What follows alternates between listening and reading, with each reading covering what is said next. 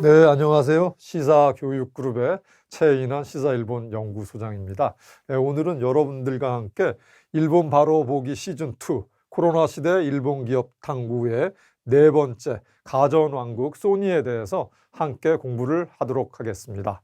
네, 소니 하면 여러분들도 잘 아시는 것처럼 토요타 자동차와 함께 일본을 대표하는 제조기업이고 아마 가전 소비재로서는 토요타보다도 더 많은 사람들이 사용을 하고 또 사랑을 받는 기업이 아닐까 이렇게 생각을 해봅니다. 근데 이제 또 일본의 어떤 기업사 역사적으로 볼 때 소니가 꽤 의미가 또 있는 것이 소니의 창업 연도가 1946년이거든요. 이게 1946년이 어떤 의미가 있냐면은 일본으로서는 그 제2차 세계대전을 일으켜갖고 미국과의 태평양 전쟁에서 패해서 패전 국가가 됐지 않습니까? 그게 1945년인데 그 패전 이후에 바로 다음해인 1946년에 창업을 하면서 패전 이후에 일본이 소위 얘기하는 그 급속한 고도경제 성장을 통해서 1960년, 70년, 80년을 거쳐서 한 40년 정도의 세계 최고 제조업 국가가 되거든요. 그 세계 최고 제조업 국가의 선두주자 중에 대표주자가 또 소니라는 의미에서 소니는 한번 우리가 조금은 오늘은 좀 자세하게 소니의 역사까지 좀 들여다보도록 하겠습니다.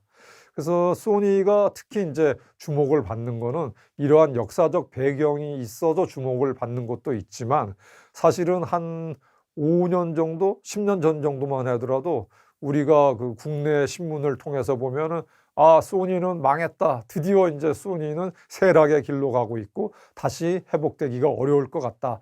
이런 뉴스가 불과 한 10년 정도, 5년 정도까지만 해도 굉장히 많았거든요. 그러던 소니가 사실은 2020년대 들어서 최근 한 3, 4년 전부터 아주 지금 대단한 실적을 거두고 있거든요. 근데 그 대단한 실적을 거두는 것 중에서도 또 의미가 있는 게 기존의 어떤 가전이라든지 제조업 제품으로 그 실적을 회복을 하고 있는 것이 아니라 최근 한 20년 사이에 소니가 하드웨어 중심에서 소프트웨어 중심의 회사로 그 구조를 바꾸면서 실적이 전성기 수준으로 회복되고 있다는 점에서 아마 이제 일본 국내 업계라든지 세계 이제 산업계에서도 아마 주목을 받는 이유인 것 같습니다. 그래서 아마 주가도 이렇게 실적이 좋아지니까 소니 주가가 2022년 4월 현재에 한 11,500엔 선에 거래되고 있거든요. 이거는 11,500엔이라고 하면은 이제 어떤 의미가 있냐면 한 20년 정도 전에 소니의 전성기 수준의 주가를 회복했다. 이렇게 보시면 될 것 같고, 그리고 소니 또 회사로서도 또 하나 의미 있는 게 한 불과 1년 전인 2021년 4월부터 회사를 공식 명칭을 소니 그룹으로 바꿨어요. 그래서 소니 그룹으로 바꾸고 이제 지주회사 체제로 바꾸면서 사업군으로 바꾼 게 이제 한 1년 됐기 때문에 이런 소니의 회사의 어떤 주력 산업도 바꿨고 회사의 명칭도 바꾸고 해서 최근 코로나 한 2년, 3년 사이에 소니 그룹의 변신은 여러모로 우리가 한 번쯤 이렇게 찬찬히 살펴볼 의미가 있지 않나 이런 생각이 드네요. 그래서 그 소니 그룹의 주력의 그 변신의 시작점은 어디였냐 보면은 그 소니가 창업된 거는 이제 1946년 5월부터 한 1990년 중반까지는 계속 잘 나갔거든요. 여러분들도 잘 아시는 것처럼 그 소니의 워크맨이라든지 이런 히트 상품이 굉장히 많았어요. 1970년, 80년 트랜지스터 라디오라든지 해갖고. 근데 그 당시에 전성기에 이끌던 사람이 그 이데이 회장이라는 경우인데 그 이데이 회장이 전성기의 CEO가 된 이후에 이 양반은 전성기를 누리기만 했지 그 전성기를 계속되게 하지는 성공하지는 못했거든요. 그럼 뭘 얘기하냐면 그 이데이가 그 1995년에 취임해서 2005년까지 한 10년 정도 CEO를 했는데 당시 그 이데이가 본인이 사실은 되고 나서는 워낙 이제 역량이 있다고 선배들을 제치고 한 상급자 10명 정도를 제치고 CEO가 발탁이 됐지만 실제로 본인은 전성기의 소니를 누린 것만큼 미래에 초석을 놓는 데는 실패했다는 거죠. 그 소니의 향후 먹거리를 만든 데는 실패했다. 이렇게 보시면 될 것 같고요.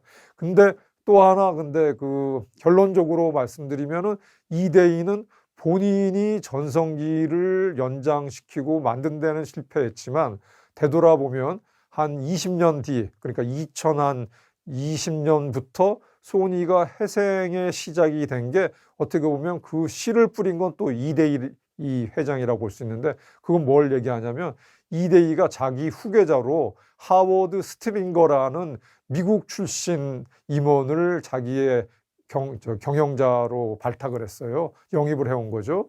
그래서 그 하워드 스트링거라는 사람이 소니의 첫 외국인 CEO로 이제 영입이 됐는데, 이 하워드 스트링거는 어떤 일을 했냐면 소니를 제조업 중심에서 소프트웨어 중심 회사로 바꾸겠다라고 하면서 이 소니의 어떤 이제 음악이라든지 그 뮤직 비디오라든지 이런 쪽으로 미국의 그 영화사를 인수한다든지 소프트웨어 관련한 그 회사들을 M&A를 하거나 투자를 많이 했거든요.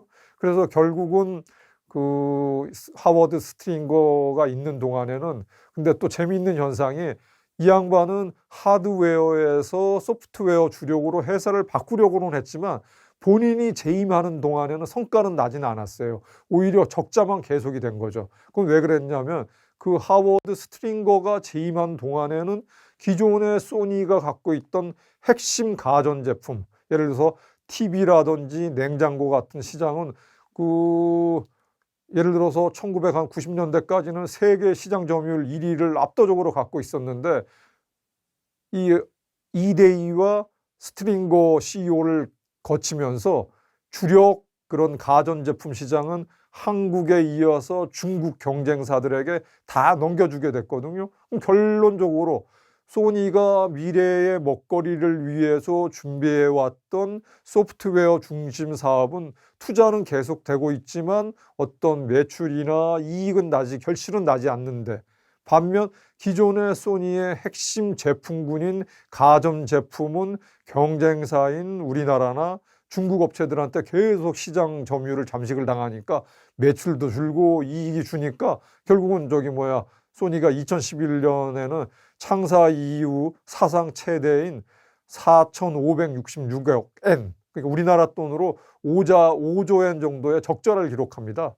그래서 주가가 1,000엔 정도까지 떨어지기도 했거든요. 그래서 소니는 이제 곧 망할 거다라고 이제 위기 의식이 되면서 이제 됐는데, 그래서 하워드 스트링거는 이제 되돌아보면 한 2020년부터 소니가 소프트웨어 중심으로 살아나는 초석을 다지긴 했지만 본인은 사실은 경영 실패를 안고 이제 물러나게 된 거죠.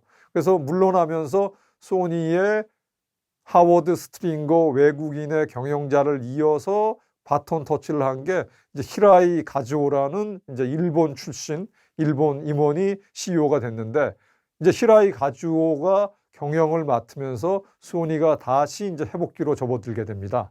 그래서 히라이 가즈오는 본인이 CEO가 되고 나서 한 일이 뭐냐면, 기존의 소니가 갖고 있던 주력 제품 중에서 확실하게 세계 1위가 되지 않는 제품은 구조조정을 가감하게 매스를 댑니다. 그래서 그 히라이는 선택과 집중 전략으로 했죠. 그래서 뭐 대표적인 선택과 집중 전략을 한 몇 개 사례만 꼽으면, 그 적자 사업부였던 컴퓨터 사업은 이제 컴퓨터 사업인 바이오 브랜드인데 그거를 이제 매각을 했고요. 또 화학 사업인 소니 케미컬이라든지 모바일 액정 사업인 소니 모바일 디스플레이 등을 이제 해외나 국내 업체에게 매각을 다 하게 됩니다. 그리고 텔레비전, 오디오, 카메라 등 소니의 그 전통적인 가전 사업부도 수익성 중심으로 가감하게 이제 조직을 개편을 해서 부가가치가 높은 제품을 집중적으로 살리고, 그거는 더 투자를 하고, 그리고 수익성이나 생산성이 떨어지는 사업은 핵심 사업군이라도 가감하게 뭐 폐쇄를 시키거나 이제 그 매각을 하거나 이런 식으로 해서 집중적으로 이제 그 정리를 했고요. 또 하나 이제 의미 있는 거는 기본적으로 소니가 소프트웨어 중심으로 바꾸면서도 미래의 먹거리가 되는, 예를 들어서 일본이 잘하는 그런 그 첨단 제조 산업이라든지 핵심 기술 사업, 핵심 소재 부품 산업은 더 투자를 하고 미래 산업인 로봇이라든지 인공지능 등 새로운 사업 분야에는 이제 투자를 하면서 신규 사업에 진출하게 됩니다. 그래서 이 히라이가 CEO를 맡게 된 이거 2017년에는 소니는 다시 이제 8조 5,545억 엔 정도의 매출을 올려갖고 한 20여 년 만에 다시 매출 이제 기록이 세우게 돼 있고요. 이제 영업이익도 그 2017 회계연도에 그 전해보다, 그러니까 한 2016년이 되겠죠. 전해보다 한 2.5배나 늘어나서 7,349억 엔의 영업이익을 거두면서 드디어 소니가 완전히 해생이 됐다라는 거를 이제 뭐 금융시장이라든지 업계에서 이제 평판을 받게 됩니다. 그러면서 드디어 이제 이 히라이 CEO는 어느 정도 해생의 발판을 이제 다져놓은 이후에 2018년 4월에 현재 소니의 CEO를 맡고 있는 요시다 게니치로라는 이제 임원에게 CEO 자리를 넘겨줍니다. 그래서 지금 그 소니는 보면은 전체 회사의 그 매출 비중 중에서 하드웨어 사업군보다 소프트웨어 사업군이 50% 더 많아졌습니다. 그래서 어느 정도 이제 하드웨어와 소프트웨어가 그 잘 지금 이제 포트폴리오가 구성이 됐다고 보면 될 것 같고요.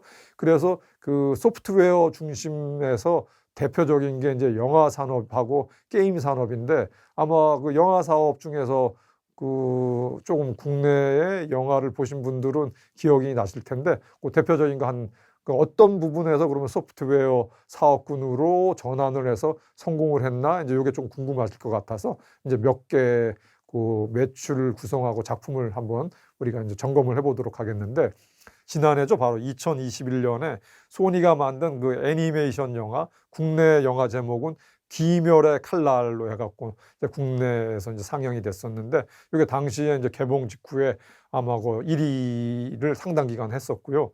그래서 귀멸의 칼날은 뭐 우리나라 시장뿐만 아니라 대만이라든 홍콩이라든지 또 미국에서도 굉장히 전 세계적으로 히트를 해갖고, 특히 이제 애니메이션 영화 일본의 세계적으로 가장 이제 강한 영화 산업 분야인데, 그 귀멸의 칼날이 일본 이제 애니메이션 산업사에서도 의미가 있는 게, 그 전까지는 19년간 정상을 지켜온 게 그 우리 국내 애니메이션 뭐 관심 있는 분들도 잘 아실 텐데, 생과 치히로의 행방불명이 아주 뭐 한 20여 년 동안 1위를 지켰었는데, 요 1위를 기록을 깨고 이 귀멸의 칼날이 애니메이션 영화 업계에서 1위 기록을 세웠다 정도만 보셔도 굉장히 이 소니가 지금 영화 산업에서도 굉장히 좋은 실적을 내고 있다는 것을 우리가 볼 수 있고요.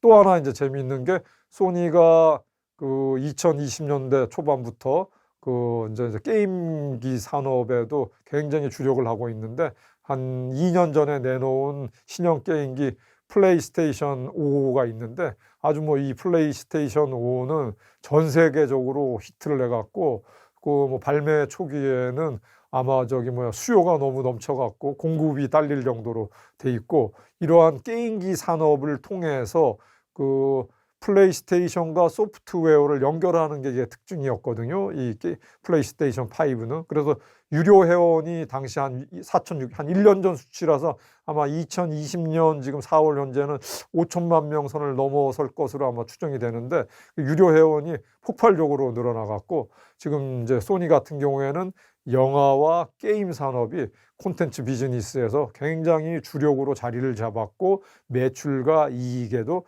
보탬을 주고 있다, 이렇게 보시면 될 것 같고요.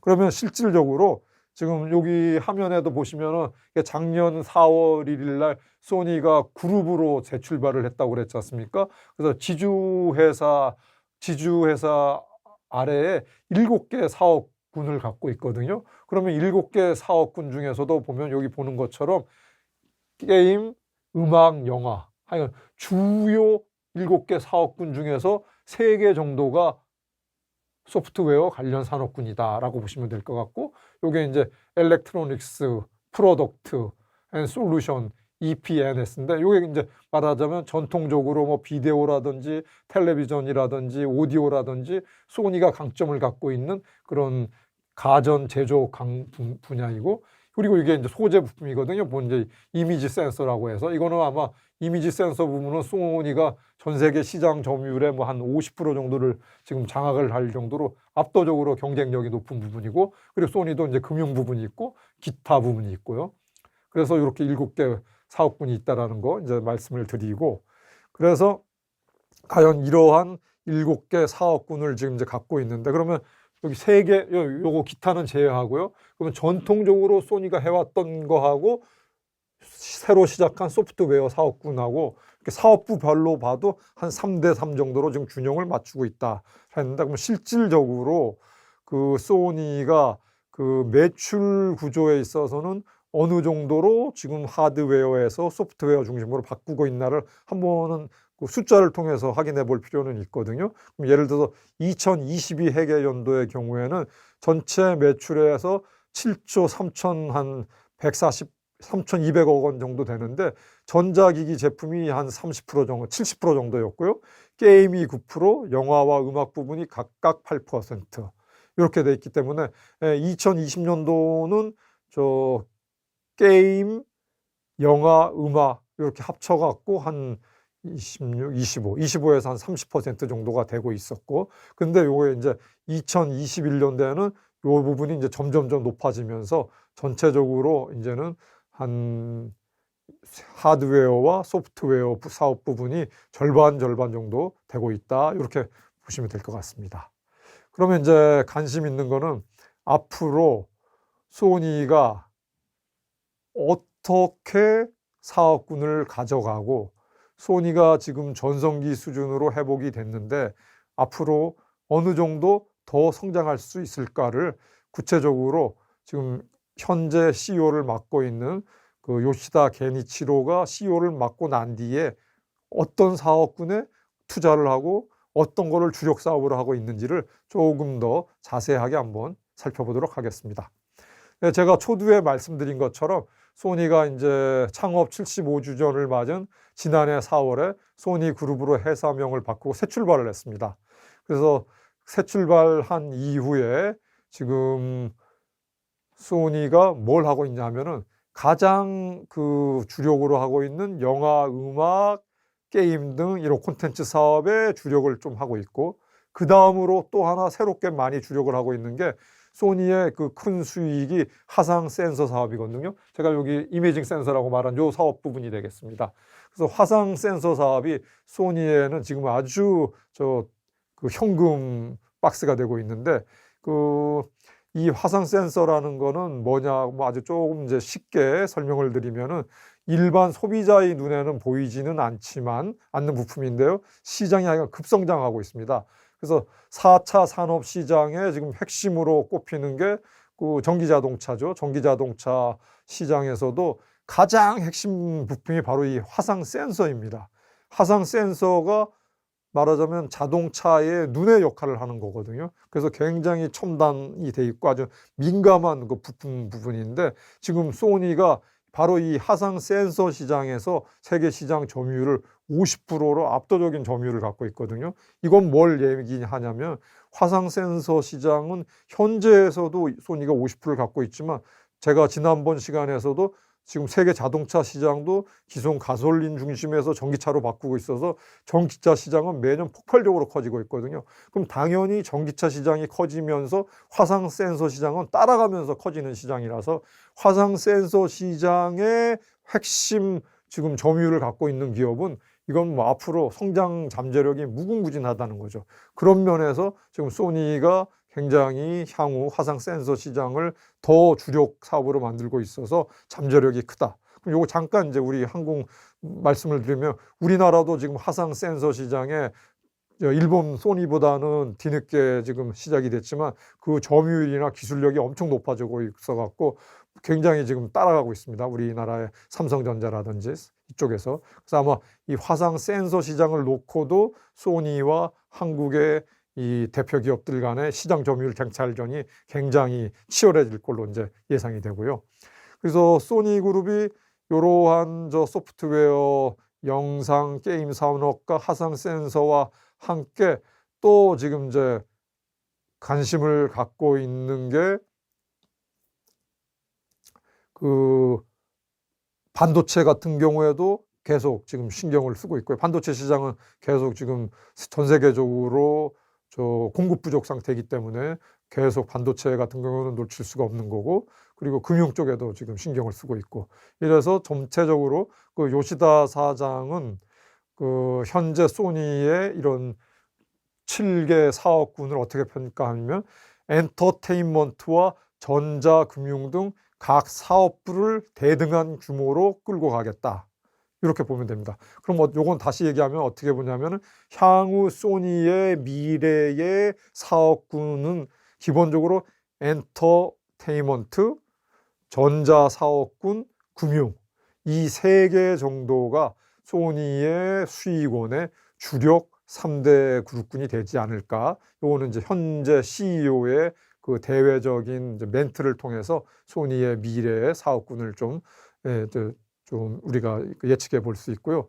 그럼 앞으로 보면은 일단은 지금 3월 말에 2021 회계 연도가 이제 끝나서 아마 소니도 곧 공식 발표를 할 것 같은데, 현재 일본의 증권업계에서는 2021 회계 연도와 비교해서 매출과 영업이익이 한 10% 정도씩 증가할 걸로 지금 추정치는 나와 있습니다. 이건 뭘 얘기하냐면 아까 제가 초두에 말씀드린 것처럼 소니가 한 2020년부터 본격적으로 매출과 이익이 선순환되는 구조인데 2020년, 2021년 2개년 연속으로 해서 매출과 영업이익이 두 자리 숫자로 지금 성장을 하고 있기 때문에 현 시점에서 2022년 한 4월, 5월 시점에서 소니의 이 하드웨어에서 소프트웨어로 전환이 된 이 한 5개년 정도가 됐는데, 현재 시점에서는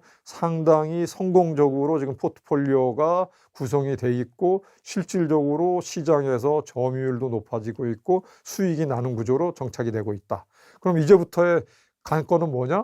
향후 소니가 콘텐츠 비즈니스 중심으로 갖고 있는데, 콘텐츠의 기존은 또 세계적인 콘텐츠, 특히 영화 산업만 하더라도 지금 코로나 시대에 가장 큰 수혜주로 꼽히는 넷플릭스 같은 압도적인 경쟁 우위 기업이 있거든요. 그럼 과연 소니가 지금 영화 산업이라든지 뮤직비디오라든지 게임기 산업에 아주 주력을 하고 있는데, 과연 이 콘텐츠 비즈니스에 들어가서 기존의 강력한 기존 업체들, 넷플릭스 같은 업체들과 경쟁을 해서 콘텐츠 비즈니스 쪽에서도 어느 정도 더 외형과 순이익을 늘려갈 수 있을지가 향후 소니의 그런 지속적인 성장세를 볼 수 있는 하나의 또 포인트가 되겠고요. 또 하나의 포인트는 아까 말씀드린 화상 센서라든지 이런 가전제품군, 기존의 IT 전자제품군인데, 이쪽은 사실은 우리나라에 지금 뭐 삼성전자가 압도적으로 좀 세계 시장에서 점유율도 갖고 있고, 또 반도체 같은 경우에는 중국 업체들도, 중국이나 대만 업체 같은 경우, 대만이 사실은 또 반도체 업에서 지금 굉장히 선전을 하고 있으니까, 이러한 기존의 소니의 전통적으로 강했던 전자부품이라든지 가전 부분에서 과연 어느 정도 시장을 뺏기지 않고 유지 내지는 또 키워갈 수 있을까? 이렇게 두 가지 측면에서 소니의 향후의 지속적인 성장이 달려 있다고 보겠습니다. 그래서 오늘은 전반적으로 소니의 어떤 1946년에 시작을 해서 1990년까지의 전성기, 그리고 한 1995년부터 한 2015년 정도까지 한 20여 년 정도는 그 외국인 경영자를 영입을 했다가 당시에는 좀 실패는 했지만 소프트웨어 사업군으로 전환하는 어떤 기본적인 씨를 뿌렸고 초석을 달였고, 그리고 최근에 다시 일본인 경영자들이 맡아서 하드웨어와 소프트웨어를 양대 축으로 포트폴리오를 하면서 소니를 전성기 이상의 기업으로 키워가려는 그런 전환기에 있다. 이렇게 보시면은 소니의 현재와 미래가 좀 이해가 어느 정도 되셨을 것 같습니다. 오늘은 세 번째 일본 기업 탐구로 해서 소니에 대해서 설명을 드렸습니다. 이걸로 마감하겠습니다. 고맙습니다.